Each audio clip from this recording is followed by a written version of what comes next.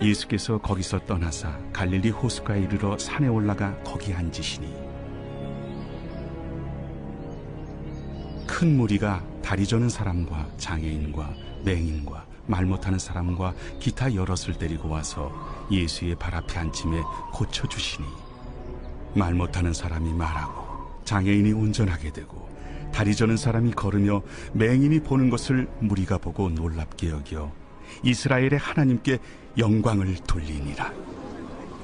예수께서 제자들을 불러 이르시되 내가 무리를 불쌍히 여기노라. 그들이 나와 함께 있은지 이미 사흘임에 먹을 것이 없도다. 길에서 기진할까 하여 굶겨보내지 못하겠노라. 광야에 있어 우리가 어디서 이런 무리가 배부를 만큼 떡을 얻으리이까? 너희에게 떡이 몇 개나 있느냐? 7개와 작은 생선 2마리가 있나이다. 예수께서 무리에게 명하사 땅에 앉게 하시고 떡 7개와 그 생선을 가지사 축사하시고 떼어 제자들에게 주시니 제자들이 무리에게 주매 다 배불리 먹고 남은 조각을 7광주리에 차게 거두었으며 먹은 자는 여자와 어린이 외에 4,000명이었더라.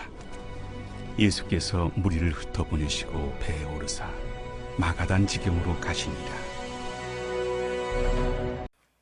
오늘은 예수님과 함께한 무리들이 데가볼리에 있습니다. 데가볼리는 헬라어로 데가가 열이라는 뜻이고요. 볼리는 폴리스라는 말의 의미에서 기원되어져서 데가볼리는 10개의 도시다, 그런 의미입니다. 예수님 이곳에서 3가지의 3대 사역을 행하고 계시는데요. 가르치고 전파하시고 치유하시는 사역을 감당하고 있습니다.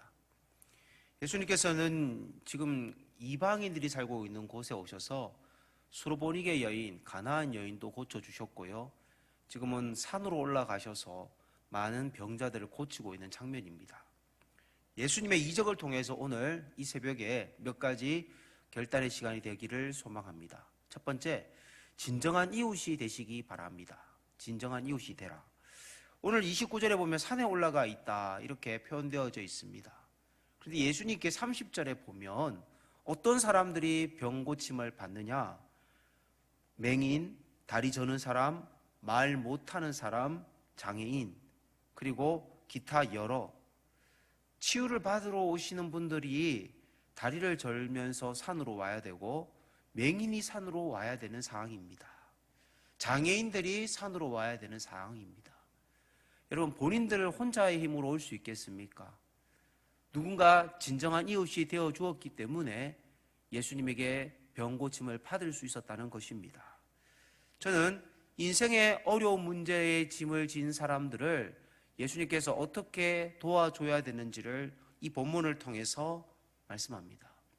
장애인의 보폭에 맞추어서, 맹인의 보폭에 맞추어서, 다리 저는 사람의 보폭에 맞추어서 사랑함으로 함께 동행해야 합니다.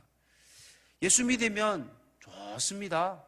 말만 하고 전도지만 준다면, 그리고 그들이 어려울 때 동행해 주지 않는다면 예수님께로 인도하는 것은 기적 중에 기적일 겁니다. 가끔 우리가 전도하지 않았는 사람들인데도 불구하고 교회를 등록하는 성도들이 있습니다. 저는 그건 정말 기적 중에 기적이라고 생각합니다. 우리 교회에 등록한 것도 기적이지만은 우리가 그들이 교회 생활하는데 잘 적응하는데도 도움을 주지 않는다면 그래도 교회를 그분들이 열심히 다닌다. 그러면 그건 더 기적 중에 기적이란 겁니다. 최근에 각 가정으로 마스크를 보내드렸습니다. 어려운 형편에 계신 분들은 본인이 쓰라는 의미였고, 또 형편이 괜찮으신 분들은 또 어려운 주변에 있는 분들, 예를 들면 여러분들이 생각할 때에 아파트에 계시면 내가 도와줘야 될 분들이 누가 있는지 한번 둘번거리시면 다 느껴지실 겁니다. 그 이웃들에게 마스크를 전달해 주라는 의미였습니다. 우리가 과일이 있을 때 과일을 조금 나눠 먹는 거, 그거 별거 아닌 것 같지만 평상시에 사랑을 베풀 때에 우리가 전도해야 될 때 그분들에게 다가가는 것이 부담스럽지 않을 것입니다. 중국의 그런 말 중에도 어려울 때 친구가 진짜 친구다, 어려울 때 도와주는 친구가 진짜 친구라는 겁니다. 저는 이 코로나 때에 도와줄 수 있는 사랑을 우리가 베푸는 교회가 되기를 원합니다. 그리고 특별히 믿지 않는 자나 믿는 자나 이 땅을 살아가면서 육신의 연약함을 가질 때가 있습니다. 오늘 예수님께서는 이 환우들을 어떻게 돌보고 계십니까? 사흘 동안 기진에 있는 그들을 끝까지 돌보면서 치료해 주고 계신다는 겁니다. 우리가 병환자들이 있을 때에 같이, 요즘은 신방을 같이 못 따지만은 같은 마음으로 기도해 주시기를 부탁드리고 싶습니다. 그리고 두 번째는요, 진정한 이웃은 상대방의 필요에 관심을 가지는 것입니다. 이미 무리들이 예수님과 함께 있은 지 사흘이 지났는데 산속에 있으니 먹을 것이 떨어진 것은 분명합니다. 예수님은 무리들의 필요가 먹을 것인 것을 아시고 그렇게 제자들에게 질문을 합니다. 물론 이미 마태복음 14장에서 벳세다들에서 예수님께서는 오병이어 기적을 행하셨습니다. 오늘 마태복음 15장에서는 우리가 칠병이어 기적이라고 할 수 있는데 떡 7개와 생선, 작은 생선 2마리이기 때문입니다.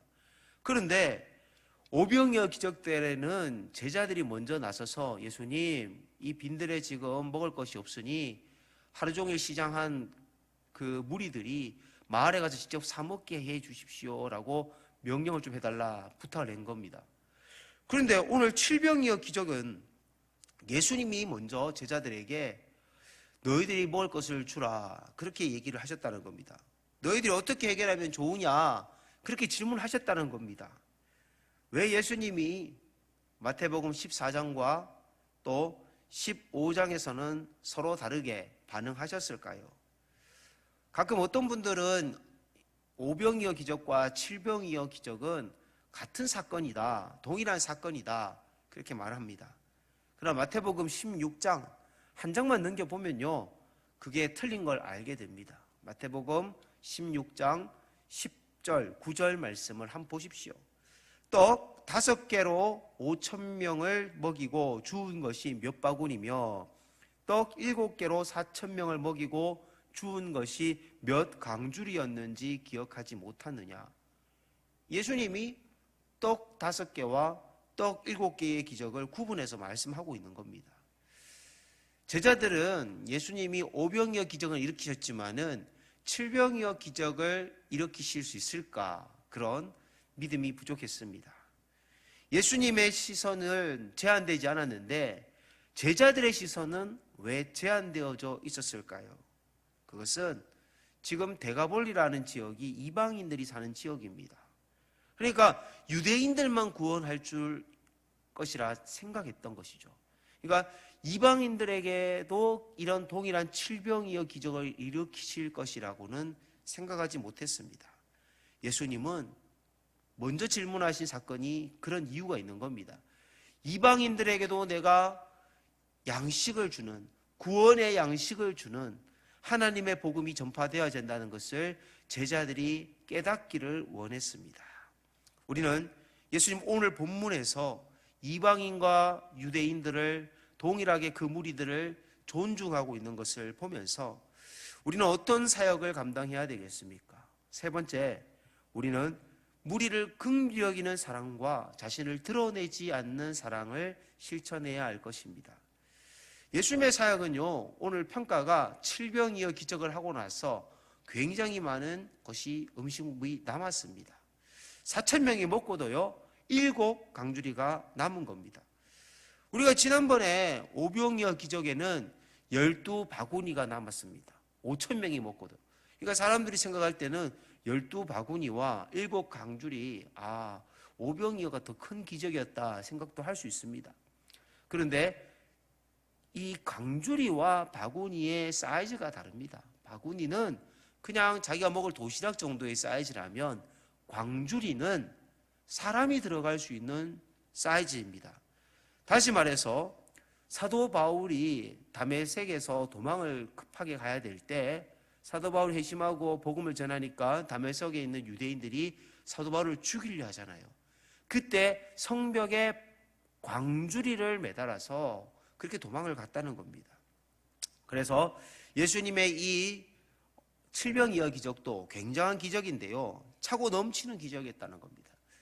저는 예수님의 기적을 일으키신 후에 그 다음 취하신 행동이 무리들에게 계속 말씀을 들려주신 것이 아니라, 거기에서 안주하는 것이 아니라 예수님은 무리들을 보내시고 예수님과 제자들은 다른 곳으로 또 복음을 전하러 가셨습니다.